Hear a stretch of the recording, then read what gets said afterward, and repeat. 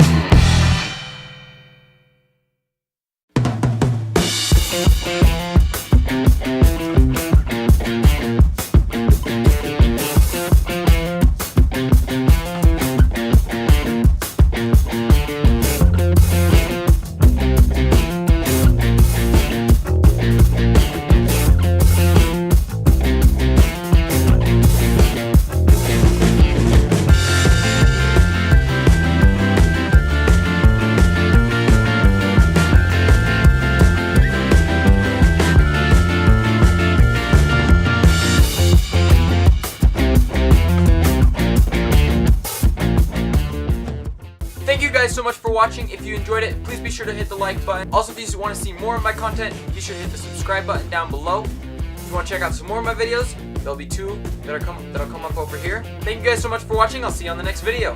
Bye.